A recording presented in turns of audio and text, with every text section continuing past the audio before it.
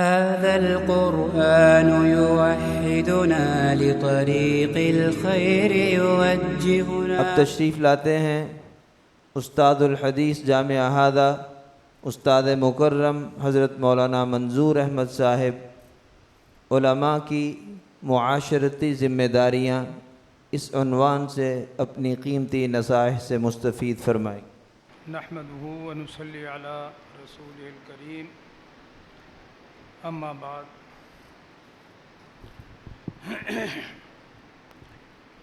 قال رسول الله صلى الله عليه وسلم ما بال اقوام لا يتعلمون ما بال اقوام لا يفقهون جيرانهم ولا يعلمونهم ولا يعظونهم ولا يأمرونهم ولا ينهونهم او كما قال رسول الله صلى الله عليه وسلم.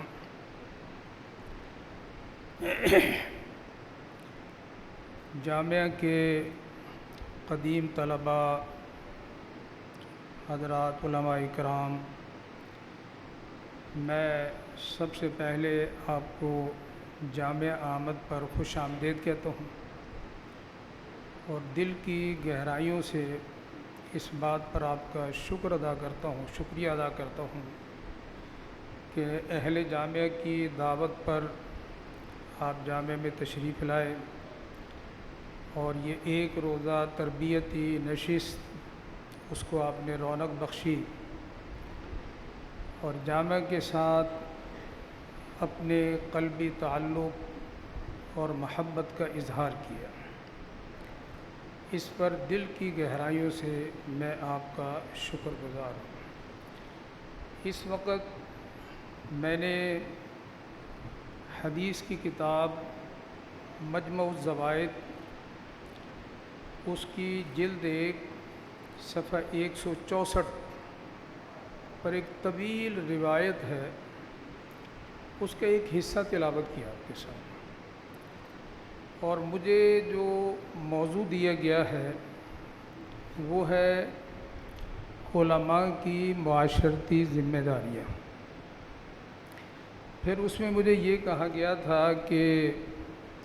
خاص طور پر جو مساجد میں ائمہ حضرات ہیں، خطباء ہیں، ان کو آپ نے زیادہ مخاطب بنایا ہے. تو یہ جو مجھے عنوان دیا گیا ہے علماء کی معاشرتی ذمہ داریاں، آسان لفظوں کے اندر اس کا مطلب یہ ہے کہ جن لوگوں کے اندر ہم زندگی گزار رہے ہیں اور ہمارا جو ارد گرد کا ماحول ہے ان سے متعلق علماء کی کیا ذمہ داری ہے. یہ آسان لفظوں میں مطلب ہے علماء کی معاشرتی ذمہ داریاں کیا ہے. اس سلسلے میں میں نے 3 گزارشات آپ کے سامنے پیش کرنی ہیں. سب سے پہلی گزارش تو میری یہ ہے کہ علم دین سے بہرہور حضرات علماء کرام وہ جس شہر میں ہو، جس قصبے میں ہو، جس بستی میں ہو، جس سوسائٹی میں ہو، ان کی ذمہ داری یہ ہے کہ اللہ تعالیٰ نے ان کے قلوب کو جن علوم کے ساتھ منور کیا ہے وہ ان کو اپنی ذات کی حد تک محدود نہ رکھیں. تجوید کا علم ہے، فقہ کا علم ہے، تفسیر کا علم ہے، حدیث کا علم ہے، جن علوم سے اللہ نے آپ کے قلوب کو منور کیا ہے، آپ اس علم کو اپنی ذات کی حد تک محدود نہ رکھیں، بلکہ اپنے ارد گرد کے ماحول کے اوپر نظر رکھتے ہوئے جو بے علم لوگ ہیں اور جو اس روشنی سے محروم ہیں ان کو اپنے ساتھ اس علم میں اور اس روشنی میں شریک کریں. یہ سب سے پہلی علماء کی معاشرتی ذمہ داری ہے۔ جس شہر میں رہتے ہیں، جس ماحول میں رہتے ہیں، جس سوسائٹی میں آپ رہتے ہیں، جس قصبے اور بستی کے اندر آپ وقت گزار رہے ہیں، اس علم کو اپنی ذات کی حد تک محدود نہیں رکھنا، بلکہ ارد گرد کے ماحول کے اوپر نظر رکھتے ہوئے بے علم لوگوں کو اس علم میں اپنے ساتھ شریک کرنا ہے۔ اب رہ گئی یہ بات کہ اللہ نے جو علوم ہمیں عطا فرمائے ہیں، ہم نے 12 سال، 13 سال، 14 سال لگا کے یہ علوم حاصل کیے ہیں، ہم لوگوں کو ان علوم میں کیسے اپنے ساتھ شریک کریں؟ تو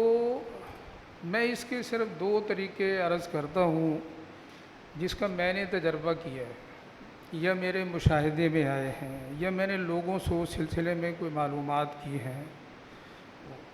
وہ یہ ہے کہ آپ اپنے حالات، اپنا ماحول اور جہاں آپ رہ رہے ہیں وہاں کے لوگوں کے معمولات اور وہاں کے لوگوں کے جو کاروبار کے اوقات ہیں،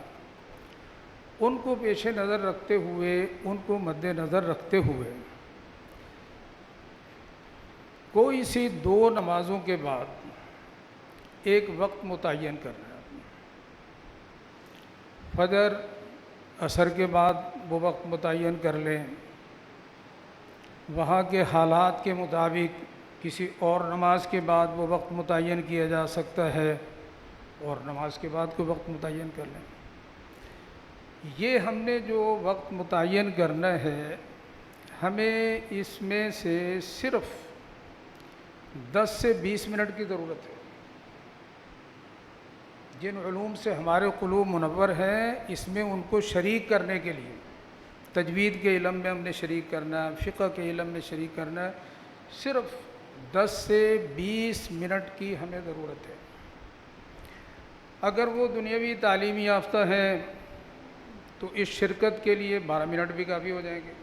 10 منٹ بھی کافی ہو جائیں گے، اور اگر بالکل ان پڑھ لوگ ہیں تو پھر کم سے کم 20 منٹ کی ضرورت ہے۔ اب یہ جو ٹائم ہے اس کو ہم نے تقسیم کیسے کرنا ہے؟ جن نمازوں کے بعد ہم نے وقت متعین کیا ہے سیکھنے اور سکھانے کا، اس میں آپ نے مصلی کے اوپر بیٹھ کے کوئی الگ کلاس نہیں لگانی، بالکل باجماعت نماز ہوئی، سلام پھیرا، تسبیحات پڑھی، دعا نہ منگوائیں، دعا نہیں منگوانی، دعا منگوائیں گے لوگ اٹھ کے چلے جائیں گے۔ آپ سب سے پہلے ان کو 2 کلمے یاد کروائیں، پہلا کلمہ اور دوسرا کلمہ۔ یہ کبھی نہیں سوچنا وہ یہ تو سب کو آتا ہے، جو بچے کو آتا ہے، نہیں آتا، آپ یقین کر لیں نہیں آتا۔ آپ نے یہ 2 کلمے سکھانے ہیں مصلی پہ بیٹھ کے، اور یہ 2 کلمے آپ نے اجتماعی طور پہ سارے نمازیوں کو کہلوانے ہیں، سب کو کہلوانے۔ اس میں 3 دن میں یاد ہو جائیں یہ کلمے، 4 دن لگ جائیں، 10 دن لگ جائیں، کوئی پرواہ نہیں، 2 کلمے آپ نے یاد کروانے۔ جب اس سے آپ فارغ ہو گئے، اب آپ نے اسی مصلی پہ بیٹھ کے اس مقررہ وقت کے اندر ان کو سب سے پہلے اذان یاد کروا دیں، اذان 2 کلمے یاد کروا دیں، 4 کروا دیں، وہ آپ کی اپنی ترتیب ہے، جیسا ماحول ہے، جیسے حالات ہے، جس جگہ آپ رہتے ہیں، جس قسم کے لوگ آپ کے سامنے بیٹھے وہ آپ جانتے ہیں، ان کو اذان یاد کروائیں۔ پھر جب آپ کو تسلی ہو جائے کہ اب ان میں سے اکثر لوگوں کو صحیح اذان یاد ہوگی، بلا تکلفی ہوتی ہے امام کی مقتدیوں کے ساتھ، جس کے بارے میں محسوس ہو کہ اس کو اچھی طرح اذان یاد ہوگی اور صحیح تلفظ کے ساتھ، اسے کہتے ہیں آج آپ کھڑے ہو کے سب کے سامنے اذان دیں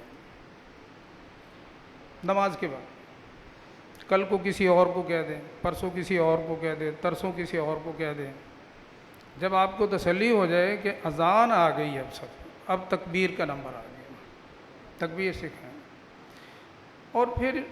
جب ان دو چیزوں سے فارغ ہو جائیں تو اذان اور تکبیر کے کچھ احکام ہیں، آپ کو پتہ ہے کہ باوضو اذان دینے کا کیا درجہ ہے، آدمی حالت جنابت میں ہو تو اذان کا کیا حکم ہے، اور اگر آدمی تکبیر اور اذان کہہ رہا ہو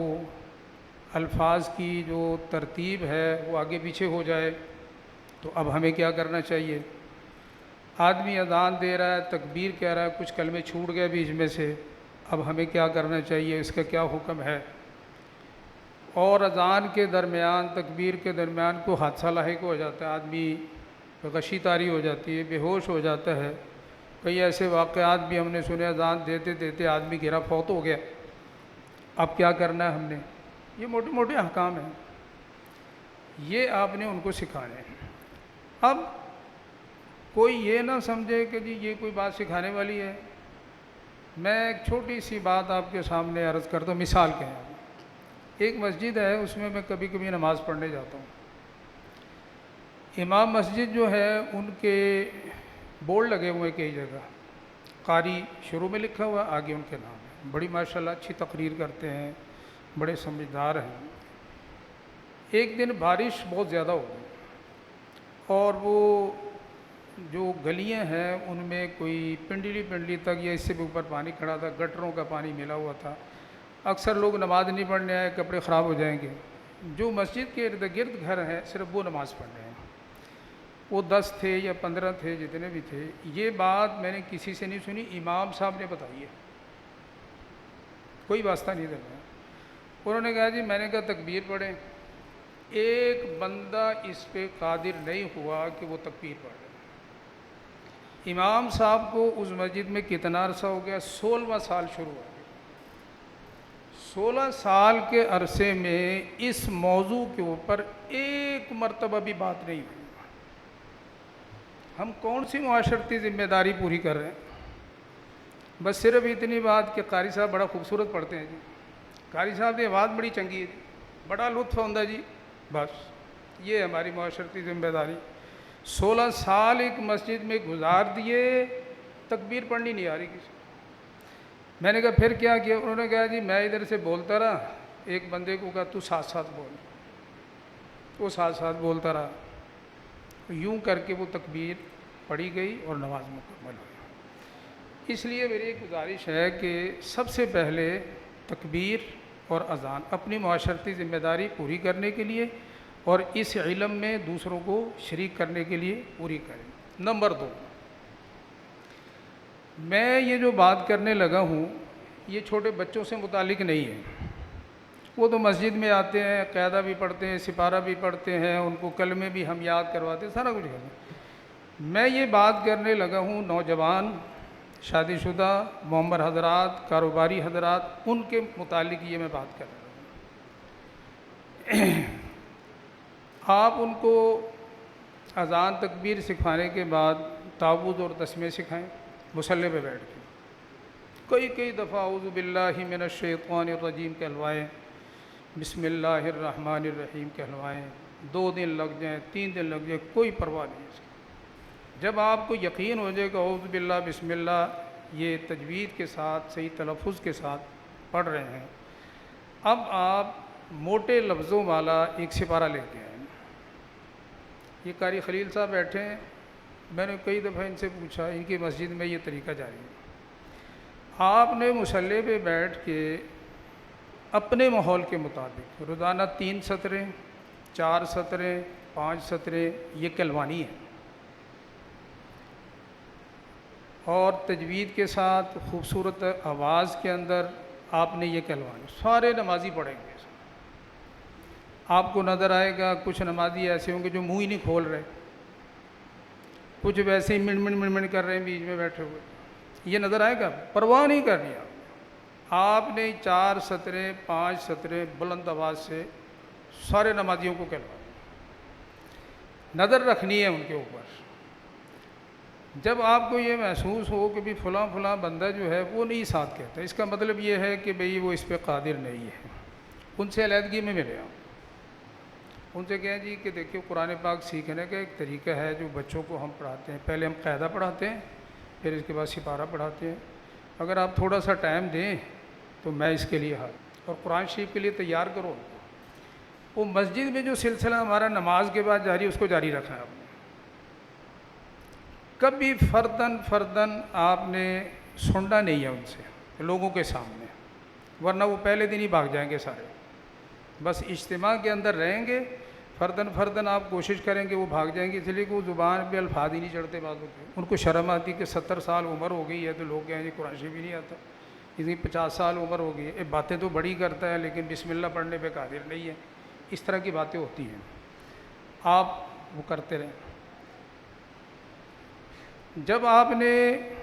یہ 4 سطریں کہلوا دی ان کو، اب جلدی سے اس کا لفظی ترجمہ اور اس کا تھوڑا سا خلاصہ بس وہ بیان کر دیں۔ اب اس میں قرآن پاک کی تلاوت بھی ہو گئی، ترجمہ بھی ہو گیا اور تفسیر بھی ہو گئی۔ دوسرا جو ٹائم ہے اس میں آپ نے ایک چھوٹی سی حدیث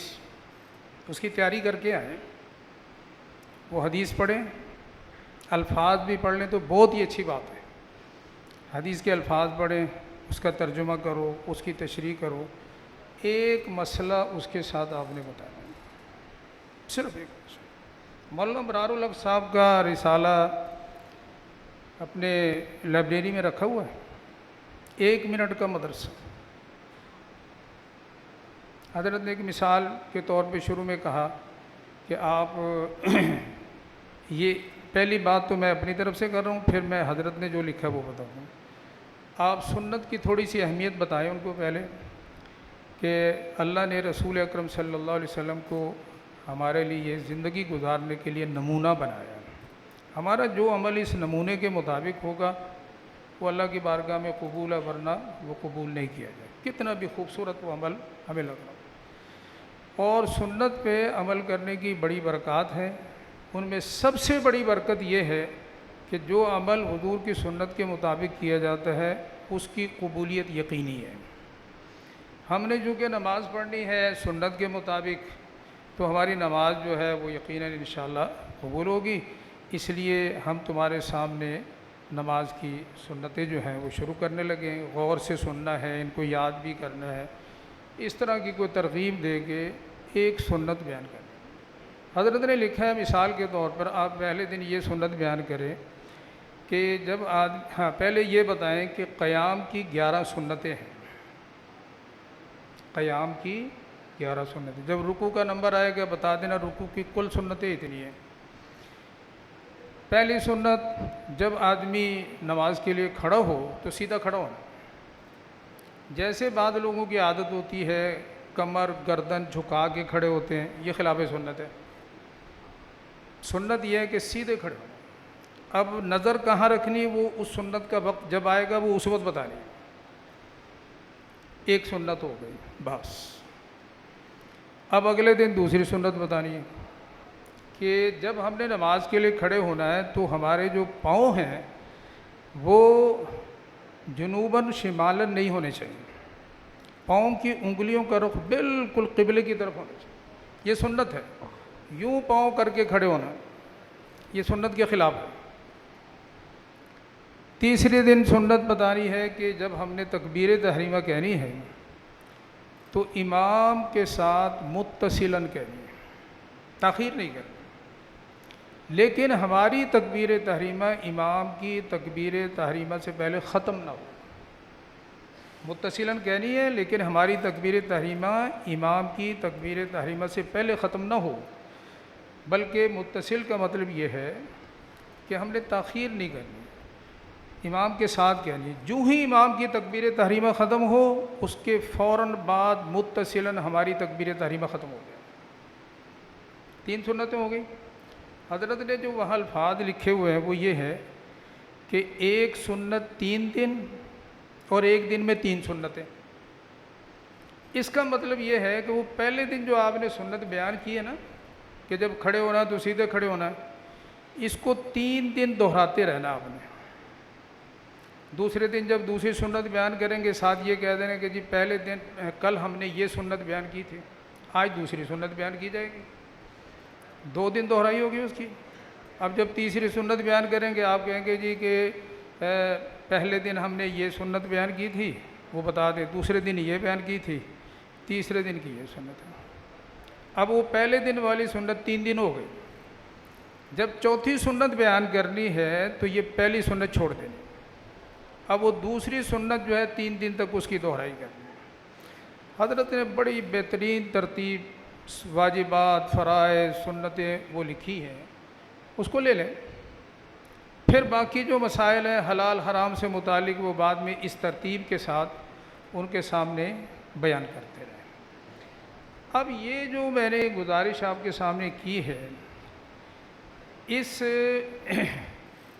گزارش جو ہے اس کو ذرا مؤثر بنانے کے لیے میں حدیث کی کتاب جس کا میں نے ابھی حوالہ دیا، مجموع الزوائد، صفحہ 164 کے اوپر یہ روایت ہے، رسول پاک صلی اللہ علیہ وسلم کے زمانے کے ایک واقعے کا میں آپ کو حوالہ دے رہا ہوں۔ حضور جمعے کی نماز پڑھائے، جمعے کا خطبہ دے رہے تھے، حضرت عبد الرحمن ابن ابزہ رضی اللہ عنہ وہ اس کو روایت کر رہے ہیں۔ آپ نے جمعے کے خطبے میں فرمایا کہ اس قوم کا کیا حال ہوگا جو لوگوں کو دین کے باتیں سمجھاتے نہیں ہیں، اس قوم کا کیا حال ہوگا جو لوگوں کو دین کی تعلیم نہیں دیتے، ان لوگوں کا کیا حال ہوگا جو لوگوں کو علم و دانش اور علم حکمت کی باتیں نہیں بتاتے، ان لوگوں کا کیا حال ہوگا جو لوگوں کو نیکی کی تلقین نہیں کرتے اور برائی سے نہیں روکتے۔ یہ فرمانے کے بعد آپ نے پھر فرمایا کہ وما بال اقوام لا يتعلمون من جیرانہم،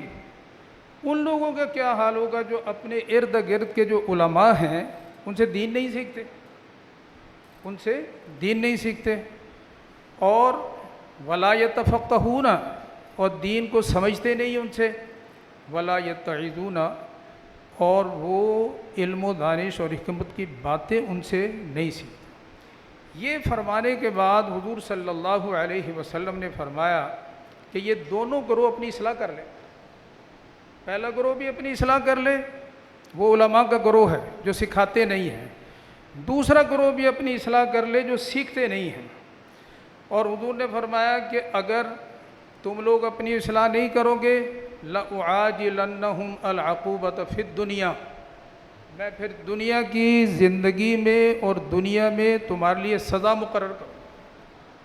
یہ بات آپ نے فرما دی، جمعہ ہو گیا، بات ختم ہو گئی۔ مدینہ منورہ کے جو عام حلقے تھے ان میں چیمیں گوئیاں شروع ہو گئی کہ حضور نے فرمایا کہ لَأُعَاجِلَنَّهُمْ الْعَقُوبَةَ فِي الدُّنْيَا، اتنی بڑی بات کہ میں دنیا میں ان کے لیے سزا مقرر کروں گا، یہ کس کے بارے میں فرمایا آپ نے؟ تو عام حلقوں کے اندر جو گفتگو ہو رہی تھی اس میں لوگوں نے کہا کہ یہ حضرت ابو موسیٰ اشعری رضی اللہ عنہ کا جو قبیلہ ہے نا، یہ آپ نے ان کے بارے میں فرمایا۔ کیوں؟ یہ حدیث جو میں نے پڑھی ہے اسی کے اندر آگے الفاظ ہیں ہم قوم فقہا، اس لیے کہ یہ پڑھے لکھے لوگوں کا خاندان ہے، علماء کا خاندان ہے، قرآن اچھا پڑھنے والے جو لوگ ہیں ان کا یہ خاندان ہے، یہ آپ نے ان کے بارے میں فرمایا۔ جب قبیلہ اشر کے لوگوں کو اس بات کا پتہ چلا کہ ہمارے بارے میں یہ بات فرمائی گئی جمعے کے خطبے کے اندر،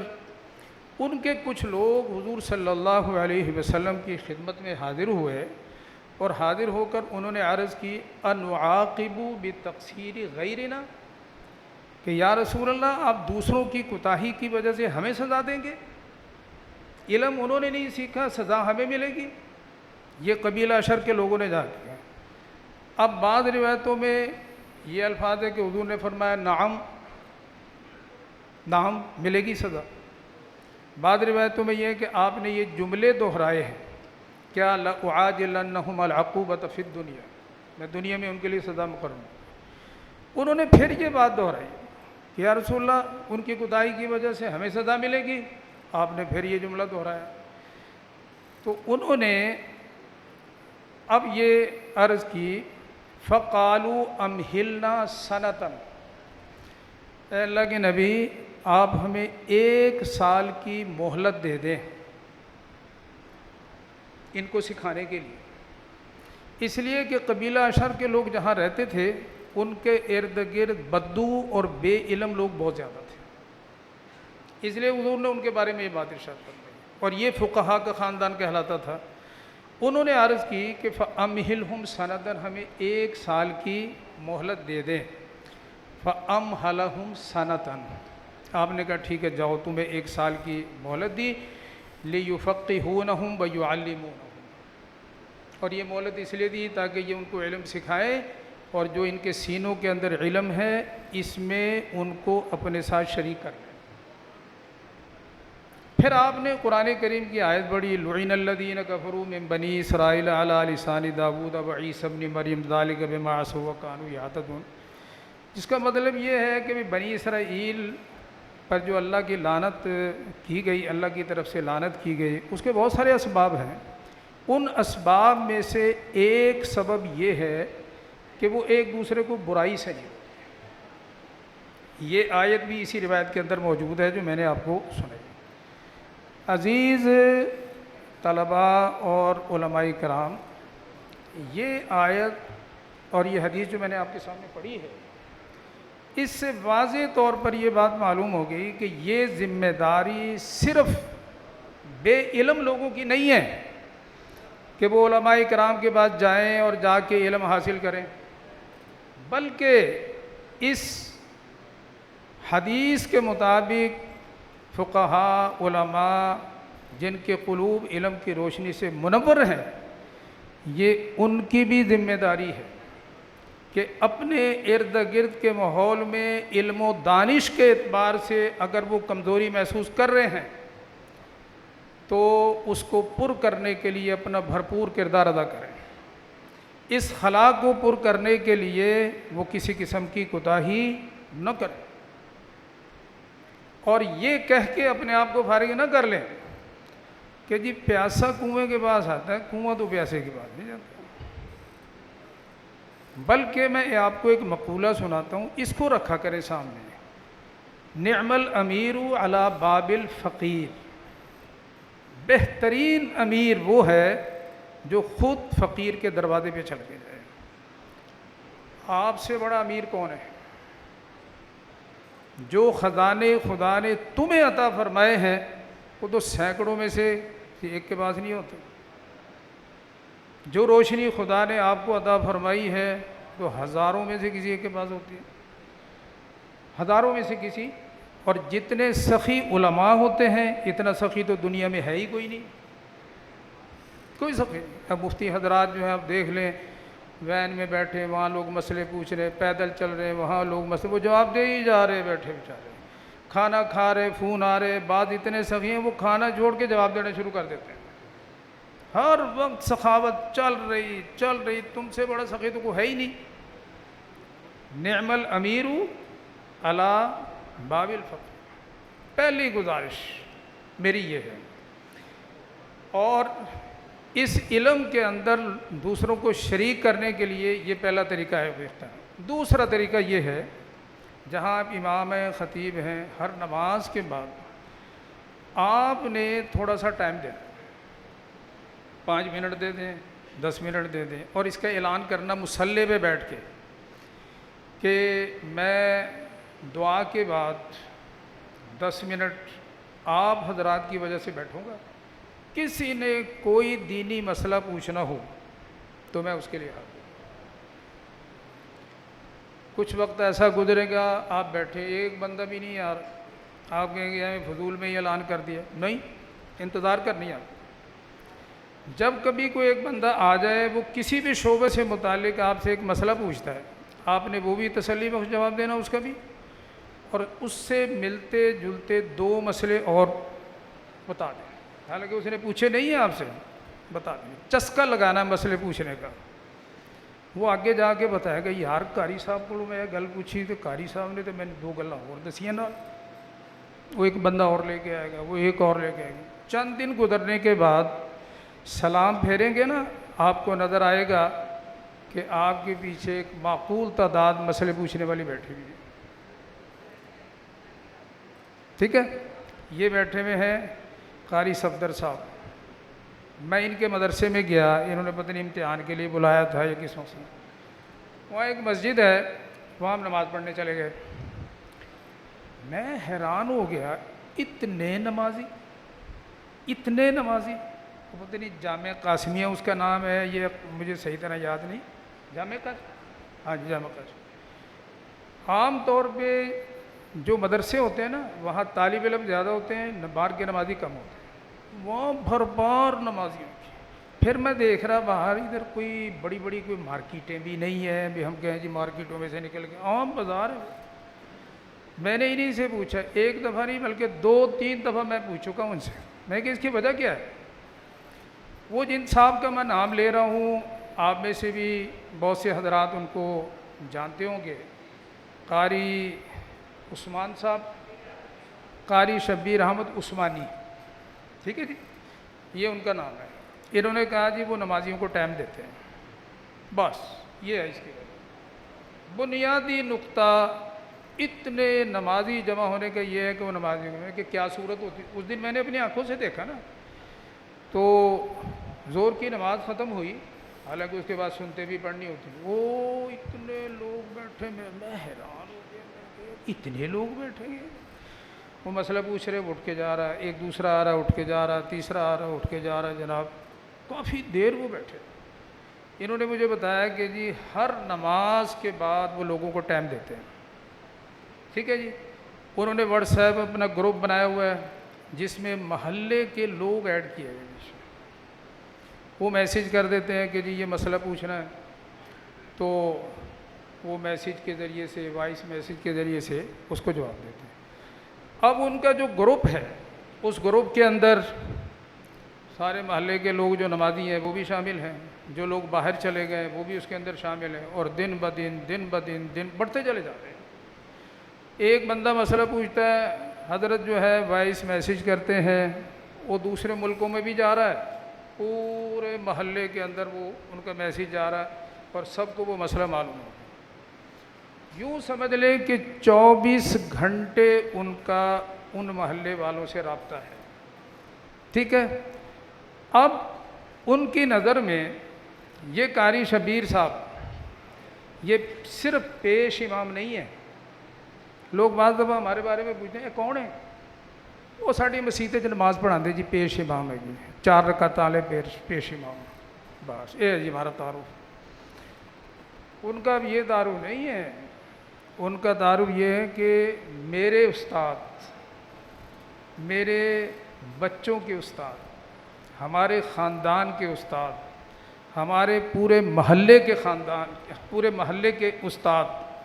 یہ وہ ہے. انہوں نے ہمیں اذان سکھائی, تکبیر سکھائی, قرآن پاک صحیح پڑھنا سکھایا, حدیث کا علم ہمارے سینوں میں منتقل کیا, فقہی مسائل جو ہے ہمیں انہوں نے بتائے. یہ اچھرے میں ایک قاری صاحب ہوتے تھے, قاری طیب صاحب, وہ حکیم بھی تھے, حق 4 یار والوں سے ان کا تعلق تھا. میں ایک دن دوائی لینے گیا جامع اچھرے پہ, میں دورہ کرتا تھا, 4 بندے محلے کے قاری صاحب کی ٹانگیں دبا رہے ہیں, محلے کے, اور ان میں داڑھی والے بھی ہیں اور تاجر بھی ہیں بیچ میں. قاری صاحب لیٹے ہوئے پھٹے کے اوپر جناب, وہ ٹانگیں دبا رہے ہیں. میں بڑا تعجب کیا, میں کہ ہماری مسجدوں میں تو روز لڑکے جاتے ہیں ہمارے ساتھ, قاری صاحب کی ٹانگیں دبا رہے ہیں. وہ خیر میں دیکھتا رہا, انہی میں سے ایک بندہ, انہوں نے کہا جی قاری صاحب تو ساڈے بڑے محسن ہیں کہ ادھا محلہ انہاں دی وجہ تو حاجی, ساڈا ادھا محلہ انہاں دی وجہ تو حافظ قرآن, اور قاری صاحب دے ساڈے اتنے اتنے احسانات ہیں کہ اسی کدی بدلہ ہی نہیں دے سکتے. انہوں نے اتنے آ کے اتنا دین پھیلایا, اسی جاہل بندے, اسی فلاں اور یہ اور وہ. ابھی ان کا حق بنتا ہے یہ ٹانگیں دبوانا جو ہے نا, قاری صاحب کا حق بنتا ہے کہ ٹانگیں دبوا. میری گزارش یہ ہے کہ تھوڑا سا نا آپ نے ہر نماز کے بعد ٹائم دینا ہے. اور مجھے شکوہ ہے ان خطیبوں کے اوپر, ان امام مسجدوں کے اوپر جو لوگوں کو اپنی مسجدوں میں ٹائم نہیں دیتے. بعض لوگوں نے محراب کے اندر دروازے رکھے ہوئے ہیں, انہوں نے پیچھے حجرہ بنایا ہوا ہے، حجرے کا ایک دروازہ باہر نکلتا ہے، ادھر سے آنا ہے نماز پڑھنے، حجرے میں گئے، حجرے سے محراب میں آئے، اور آنا اس وقت جب آدھا منٹ رہ جائے گا جماعت کھڑی ہونے میں، چلو جی تکبیر پڑھو، اور سلام پھیرا، دعا کی حجرے میں، حجرے سے باہر سائیکل کھڑی ہے، ہو گئے جناب، 8 دن ملاقات نہیں ہے۔ جہاں یہ شکل نہیں ہے، میں نے ان آنکھوں سے مشاہدہ کیا ہے، دعا کی، دعا کرنے کے بعد رومال لٹکایا ہوا یوں، اور انہوں نے دیکھا کہ وہاں نماز پڑھ رہے بندے، پیچھے میں وہاں سے گزروں گا، گزر نہیں سکتا، ان کے آگے جو بندے بیٹھے ان کر بیٹھ میں انج کر کے گزرنا ادھر سے، ٹھیک ہے، وہ بیٹھ کے، میں نے مؤذن سے پوچھا بعد میں نے کہا یار یہ میرے کلاس فیلو ہیں، ہم تو تکرار کیا کرتے تھے اکٹھے، وہ جو وہاں کے خطیب ہیں، تو کس وقت یہ مسجد میں بیٹھتے ہیں اگر ان سے ملاقات کرنی ہو؟ وہ مجھے کہہ رہا جی حضرت کا بیٹھنے کا معمول تو نہیں ہے، البتہ دعا کرنے کے بعد باقاعدگی سے فوری طور پہ اٹھ پہ جانے کا معمول ہے۔ انہوں نے مجھے جواب دیا، ملاقات ہی نہیں ہو رہی، 8 دن ملاقات، صرف جمعہ پڑھانے آتے ہیں۔ آپ مجھے بتائیں کہ ہم اپنی معاشرتی ذمہ داری پوری کریں، جو علم ہمارے سینوں میں ہے اس میں شریک کر رہے ہیں لوگوں کو، یہ چیزیں آپ جمعے میں سکھا سکتے ہیں؟ جمعے میں کوئی 1:05 پہ آ رہا ہے، کوئی 10 منٹ پہ آ رہا ہے، کوئی 37 سال ہو گئے مجھے جمعہ پڑھاتے ہوئے ایک مسجد کے اندر، میں تو یہی دیکھ رہا ہوں، یہ طریقہ ہی نہیں ہے، جمعے میں نہیں سیکھ سکتے لوگ، یہ کہہ دیں گے جی تقریر بڑی چنگی کر دے جی، بڑا اچھا موضوع تھا، یوں ہے وہ، چل بس۔ سیکھنا سکھانا، ان کو علم میں اپنے ساتھ شریک کرنا، یہ جمعے کے ذریعے نہیں ممکن ہے، یہ تعلیم آپ اس مصلی پہ بیٹھ کے دے سکتے ہیں۔ اب اگر تھوڑی سی یہ قربانی آپ نے دے دی نا، تو اللہ تعالیٰ آپ کو اس کی برکت سے بڑی عزتیں عطا فرمائے گی، یہ آپ کے لیے صدقہ جاریہ بن جائے گی، صدقہ جاریہ، لوگ آپ کے مشکور اور ممنون ہوں گے، اور وہ تمہیں پیش امام نہیں کہیں گے کہ جی ہمارا استاد، ہمارے بچوں کے استاد، ٹھیک ہے، ہمارے پورے محلے کے استاد۔ اور یہ جو ہم بعضوں کے مدرسے ہیں، مدرسوں کے لیے پریشان پھرتے ہیں، چندے کے لیے پریشان پھرتے ہیں، پتہ نہیں کتنے لوگوں سے یہ مسئلہ بھی حل ہو جائے گا۔ اب میں آپ کو قاری صفدر صاحب نے جو بات مجھے بتائی وہ میں سناتا ہوں۔ یہ ابھی تحفظ ختم نبوت کانفرنس ہوئی تھی، یہی قاری شبیر صاحب، انہوں نے اس دن 45,000 انسانوں کو کھانا کھلایا، 45، ٹھیک ہے جی، 45,000 افراد کو کھانا کھلایا۔ اس میں یہ کہاں سے آئے پیسے؟ جمعیت علماء اسلام سے ان کا تعلق ہے، ایک پیسہ اس میں جماعت کا نہیں ہے، عالمی مجلس تحفظ ختم نبوت کا 1 روپیہ اس کے اندر نہیں ہے۔ یہ کنہوں نے دیا اتنا پیسہ؟ جن کو اذان سکھائی ہے، جن کو قرآن پڑھایا ہے، جن کے سینے کو اس علم سے منور کیا جسے ہمارے سینے منور ہے، ان کو اپنے ساتھ اس علم میں شریک کیا، وہ قاری صاحب پہ جان دینے کے لیے بھی تیار ہے۔ اور ایک بات جو عام مسجدوں میں ہوتی ہے، کچھ لوگ ہمارے مخالف ہوتے ہیں، انہوں نے کوئی نہ کوئی نقطہ ہر مسجد میں، ہر نماز میں بیان کرنا ہوتا ہے، وہ جی انج ہو گیا جی، یہ سب ٹیڑھی بچھائی ہوئی ہے جی، اتنے دری کیوں نہیں بچھائی جی، یہ پکا خراب ہے جی، کوئی نہ کوئی بات چھوڑ کے جانی ہوتی ہے۔ ہمیں ان سے الجھنے کی ضرورت نہیں ہے، یہ ٹیم تیار کرو، آپ کا تحفظ یہ کریں، کوئی آپ کے خلاف بول کے تو دیکھے گا۔ مجھے مولانا مشرف صاحب نے سیالکوٹ کی طرف ایک مدرسے میں بھیجا تھا چیکنگ کے لیے، اس وقت وفاق کی طرف سے یہ ان کی ذمہ داری تھی، میں رات بھی وہاں رہا۔ انہوں نے کہا جی 13 مسجدیں اس گاؤں کے اندر، حالانکہ گاؤں میں اتنی مسجدیں نہیں ہوتی، کہہ رہے اس کی زمین بڑی ہے، یہ 13 مسجدیں پال رہی ہے، وہ ان کے الفاظ تھے مجھے، 13 مسجدیں، اور ساری بریلویوں کی۔ وہ کہہ رہے میں نے ایک مدرسہ بنایا ہے، یہ میرے پاس ان 13 مسجدوں کے جو امام ہیں سب کے بچے پڑھتے ہیں، ٹھیک ہے۔ پھر مجھے اپنے گھر لے گئے، وہاں کوئی کم از کم بھی 300 بچیاں اوپر نیچے ادھر ادھر درجے حفظ لگے ہوئے، ناظرے پڑھ رہے، کتابیں، یہ وہ سارا۔ انہوں نے کہا جی یہ ذمہ داروں کی بڑے بڑے ذمہ داروں کی بچیاں وہ پڑھا رہی ہیں بیٹھ کے۔ کہنے لگے کہ یہ چونکہ بریلوی ہے، کبھی کبھی میرے خلاف بھی یہ ہو جاتے ہیں، تو مجھے کچھ کہنے کی ضرورت نہیں پڑتی، لڑکیاں میدان میں آ جاتی ہیں، ان کے بابے میدان میں آ جاتے ہیں، یہ بچے میدان میں آ جاتے ہیں، کسی کو کھانسنے بھی نہیں دیتے۔ میرا تحفظ یہ کرتے ہیں اس لیے کہ میں ان کو دین پڑھاتا ہوں۔ میری ایک گزارش بس یہ ہے آپ حضرات سے کہ لوگوں کو اس علم میں شریک کرنے کے لیے، ان کے سینوں کو منور کرنے کے لیے، ان کی جو معاشرتی ذمہ داری ہے اس کو پورا کرنے کے لیے یہ آپ نے کردار ادا کرنا۔ نمبر 2، اب مجھے پرچی آ گئی ہے کہ بس کرو، میں ایک کچھ باتیں چھوڑ رہا ہوں بیچ میں، ایک آخری بات میں عرض کر کے ختم کر، وہ یہ ہے جس مسجد کے اندر، جس علاقے کے اندر آپ دین کا کام کر رہے ہیں نا، تو آپ ان کی زبان سیکھیں، زبان سیکھیں، ان کے محاورات سیکھو، ان کے جو محاورات ہیں نا وہ سیکھو، ان کی کہاوتیں سیکھو، ان کے محاورے کیا ہیں، ان کی زبان کیا ہے، ان کی ذہنی سطح معلوم کرو، ان کی نفسیات معلوم کرو، ان کا ذوق جو ہے وہ معلوم کرو۔ یہ ساری چیزیں معلوم کر کے اس کے مطابق آپ ان سے خطاب کریں گے، اس کے مطابق آپ دیں گے۔ اس واسطے کہ خطاب اور تکلم، اس کا اصول یہ ہے کہ متکلم جو ہے وہ اپنی زبان اور اپنا علم اس کے مطابق بات نہ کرے، مخاطب جو ہے اس کی زبان، اس کا ذہن، اس کی ذہنی سطح، اس کو مد نظر رکھتے ہوئے بات کرے۔ پھر آپ کے اس تکلم اور تخاطب کا فائدہ ہوگا، ورنہ اس کا کوئی فائدہ نہیں ہے۔ چھوٹی سی ایک مثال دے کے میں بات ختم کرتا ہوں۔ مولانا سرفراز خان صاحب رحمۃ اللہ علیہ، کسی تعارف کے محتاج نہیں، لائبریری میں نے ان کی ایک تفسیر دیکھی، ذخیرۃ الجنان فی فہم القرآن، 19 جلدیں یہاں رکھی ہوئی ہیں، اور مجھے پتہ چلا کہ اور بھی ہیں اس کی جلدیں۔ حضرت نے یہ اصل میں حضرت کا درس قرآن ہے، جو گکھڑ، پتہ نہیں گکھڑ منڈی کہتے ہیں یا گکھڑ منڈی، یہ حضرت نے حضرت کی مادری زبان ہے پشتو، اور ان کو اردو زبان پر ماہرانہ عبور حاصل تھا، درجنوں کتابیں، بڑی خوبصورت اردو ہے اس کے اندر، لیکن انہوں نے خطابت اور درس قرآن اس کا ذریعہ کس کو بنایا؟ پنجابی زبان ہے، پشتو،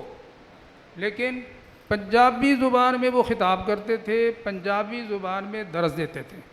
اور پنجابی بھی ٹھیٹھ، کوئی ان کی ٹھیٹھ پنجابی سن کے یہ کہہ نہیں سکتا تھا کہ یہ بندہ پشتون ہے، سوال ہی پیدا نہیں ہوتا۔ ان کے محاورے، ان کی کہاوتیں حضرت کو اتنی مطلب یاد تھی کہ فر فر فر فر فر جیسے کوئی یعنی پیدائش ہی ادھر کی ہے۔ انہوں نے وہاں 64 سال درس دیا ہے، 64 سال میں یہ درس قرآن کئی دفعہ ختم ہوا ہے،